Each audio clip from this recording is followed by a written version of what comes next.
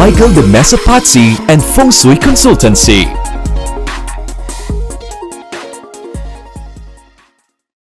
Two plus 0 plus 2 plus 5, mga kapakbet ay equals to 9. At ito ay nire-representa ng year 2025. Ito ay nangangahulugan na magkakaroon ng dynamic changes sa ating buhay. Dagdag pa, sinisimbolo rin ito ang fulfillment, wisdom at pagkakaisa. Ang 2025 ay malaking impluwensya sa ating kasaganaan at swerte sa buhay ngayong bagong taon, mga kapakbet.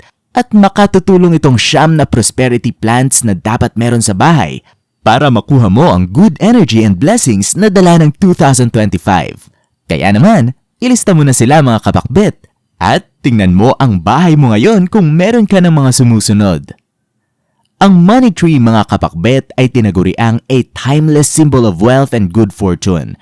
It is a must-have plant in 2025 kung gusto mong papasukin ang kasaganaan sa inyong bahay at mga buhay, mga kapakbet. Sinisimbolo nito ang isang masaganang yaman. Ilagay ito sa southeast part ng bahay o sa opisina o sa tindahan para ma-maximize mo ang dala nitong benefit sa inyo. Low maintenance lang ito, mga kapakbet, kaya perfect na perfect ito para sa bahay in 2025.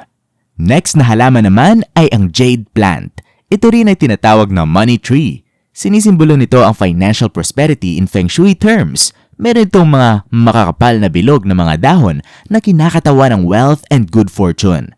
If ito ang nilagay mo malapit sa entrance ng bahay o tindahan, ito ay pinaniniwala ang mag-a-attract ng mga customers at clients in 2025, mga kapakbet. Peace lily. Sa pamamagitan ng mga elegant white blooms nito, mga kapakbet, ito ay nagbibigay ng harmony, emotional balance, positive energy, and overall prosperity sa ating mga buhay ngayong 2025. Dagdag pa, isa rin ito sa mga best natural air purifiers na meron tayo, mga kapakbet. Meaning ay nililinis nito ang hangin mula sa mga harmful toxins. Ito rin ay nagtatanggal ng negative energy sa paligid.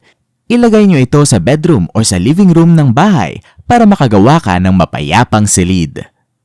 At of course, mga kapakbet, kabilang din sa listahan ng mga prosperity plants ang lucky bamboo. Ito ay may koneksyon sa kalusugan, yaman, swerte at kasaganaan ng isang tao. Each stalk nito, mga kapakbet, ay specific meanings.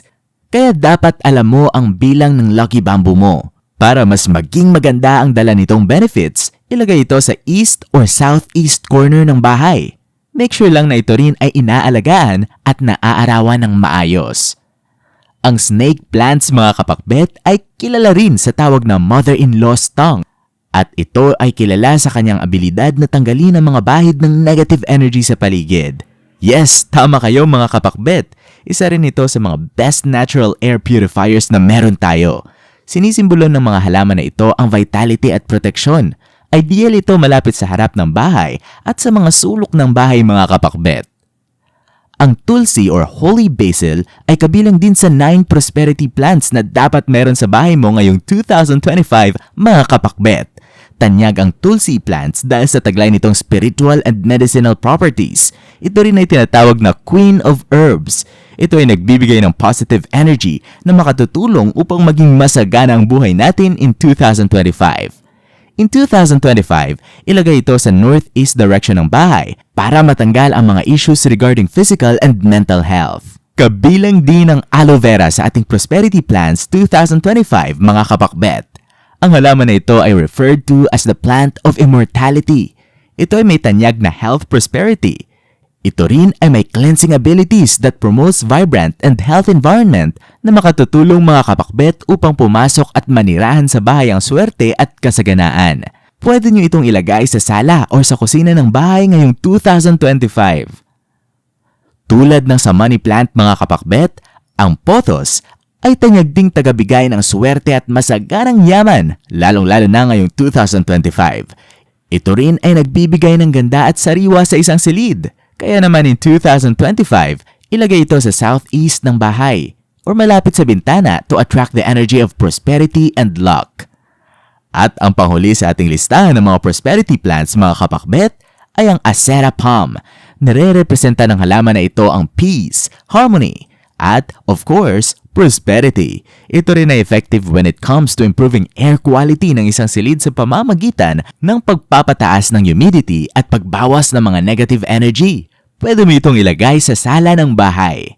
Nailista mo ba ng maigi, kapakbet? Kung oo, tingnan mo na ang bahay mo ngayon. Baka meron ka na pala ng mga nabanggit.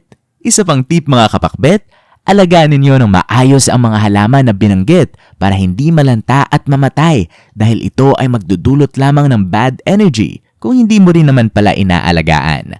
Ang mga interpretasyong ito ay pawang gabay lamang.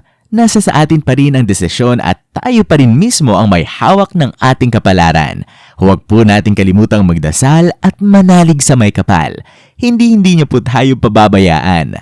Huwag kalimutang mag-subscribe, i-like, at i-share ang video ito sa inyong mga kapamilya at kaibigan. Maraming salamat sa panonood.